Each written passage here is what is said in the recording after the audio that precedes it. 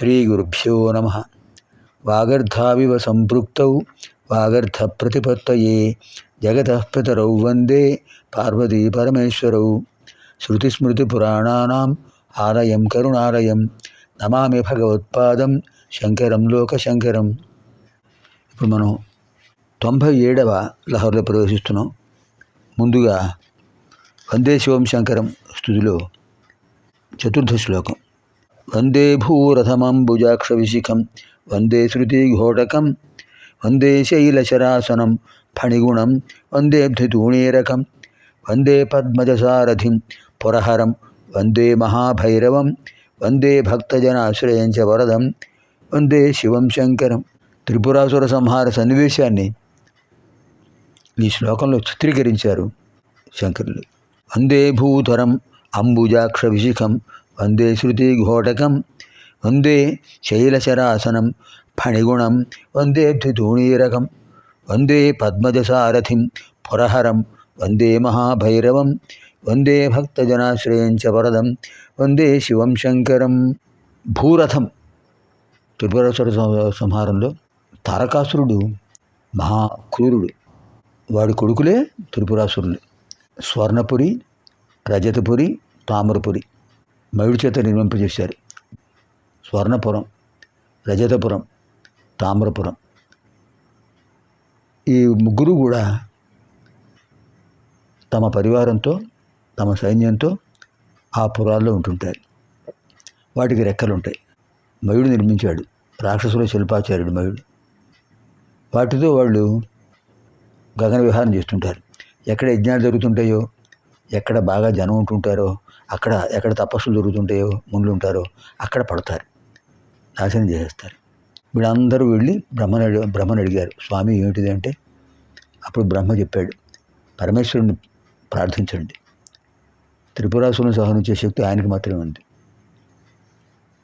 అంటే. వాడు బ్రహ్మను గురించి తపస్సు చేసి అడిగారు వరం, మేము ముగ్గురం సంచరిస్తూ ఉంటాం, మాకెవరికి మరణం ఉండకూడదు అంటే, ఆ మాట అడగకూడదు, మీరు నిబంధన అడగండి, మినహాయింపులు అడగండి అంటే వాడు అన్నారు. అయితే అంతరిక్షంలో మేము ముగ్గురం ఒకే సరళ రేఖలో ఉన్నప్పుడు, మేము ముగ్గురం ఒక చోటకే వచ్చినప్పుడు, అప్పుడు మాకు మరణం కలిగించవచ్చు మీరు. అది కూడా విష్ణువు కానీ శివుడు కానీ ఏ దేవతలు కూడా మమ్మల్ని చంపకూడదు, తథాస్తు అన్నాడు. అప్పుడు ఏం చేశారు, దేవతలందరూ ప్రార్థిస్తే పరమేశ్వరుడు భూరథం, భూమిని రథంగా చేసుకున్నట్ట, అంబుజాక్షభిషేకం, శ్రీ మహావిష్ణువుని బాణంగా చేసేట, శృతి ఘోటకం, వేదములే ఆయన ఆ రథానికి గుర్రారు, శైలశరాసనం, ఇంకా ధనుస్సు ఏమిటి, మేరుగిరి, మేరు పర్వతమే ధనుస్సు, ఫణిగుణం, దానికి తాడు, ధనుసుకు తాడు ఉండాలి కదా, అదేమిటి నారి అంటే ఫణిగుణం, శేషుడే దానికి తాడు, వందే ధృతూణీరకం, ఇంకా బాణాలేమిటి, సాగరాలే, ఇంకా సారథి, నడిపేవాడు ఉండాలి కదా రథానికి, పద్మజసారథిం, బ్రహ్మదేవుడు సారథి, పురహరం, త్రిపురాసురులను సంహరించాడు ఆయన. ఒక్కసారి వేసేటప్పటికి ఆ మూడు ఒక చోటుకు వచ్చేటప్పుడు బాణం వేశాడు, మూడు భస్మం అయిపోయాయి. వందే మహాభైరవం, అలాంటివాడు స్వామి మహాభైరవుడు. వందే భక్తజనాశ్రయం చ వరదం వందే శివం శంకరం.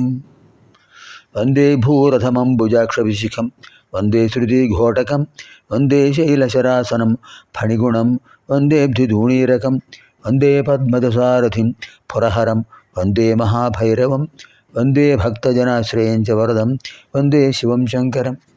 ఇప్పుడు 97వ లహరి. ప్రచరత్యభిత ప్రగల్భవృత్యా మదవానేష మనఃకరీగరీయాన్ పరిగృహ్య నయేన భక్తిరజ్వా పరమస్థాణుపదం దృఢం నయాముం. ఇక్కడ కూడా మనస్సును బంధించమని అవుతున్నాడు భక్తుడు అడుగుతున్నాడు.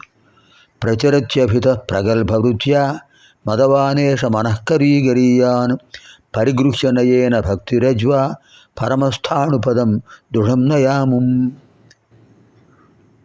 హే పరమేశ్వర, ఏషః గరీయాన్ మదవాన్ మనఃకరీ, ఇక్కడ నా దగ్గర ఉన్నది చూసారా స్వామి, ఈ మనస్సు బలవంతమైన మదించిన ఏనుగు, మాట వినదు. అభిత ప్రగల్భబుద్ధ్యా ప్రచరతి, దాని ఇష్టం వచ్చినట్టుగా తిరుగుతుంటుంది. ఎడిపోతుందో తెలియదు. విదేశాలకు పోతుంది, ఈ దేశాల్లో ఇతర రాష్ట్రాలకు పోతుంది, ఇంకో లోకాలు కూడా పోతుంది. ఎటు పోతుందో తెలియదు, నా మాట వినటం లేదు. అముం దీనిని నయేన నీతి అనేటటువంటి దాంతో, భక్తితో కూడిన నీతితో పరిగృహ్య గ్రహించాలి. స్వామి, దీన్ని నీతితో ఈ నా మనస్సు అనే ఏనుగును పట్టుకోండి. పట్టుకున్న తర్వాత ఏం చేయాలి? భక్తి రజ్వా, భక్తి అనే తాటితో కట్టండి. పరమస్థానుపదం, ఉత్కృష్టమైన శ్రేష్టమైన పరమేశ్వరుడు యొక్క పాదము అనేటటువంటి ఆ స్తంభానికి, అది ధ్రువం, స్థిరంగా ఉంటుంది, కదలదు. దాని దగ్గరికి నయ తీసుకురండి స్వామి, ఉపకారంకారం. మిక్కిలి గొప్పది, మదించింది నా మనస్సు అనే ఏనుగు విశృంఖల వ్యాపారంతో విశృంఖలంగా సంచరిస్తోంది. దీన్ని భక్తి అనే తాడితో నీతితో గ్రహించి పరబ్రహ్మస్వరూపుడైన పరమేశ్వరుడు యొక్క పాదం అనేటటువంటి ఆ స్తంభం దగ్గర తీసుకెడితే అక్కడ బంధించవచ్చు స్వామి. ఇక అక్కడి నుంచి రాదది, అదే మోక్షస్థానం. మనం కూడా స్వామిని అలా ప్రార్థిద్దాం.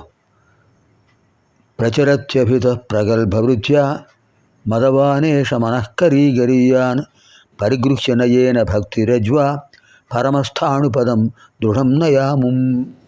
సర్వేభ్యః పార్వతీ పరమేశ్వరయోః దివ్యానుగ్రహ ప్రాప్తిరస్తు. శుభం భవతు. స్వస్తి.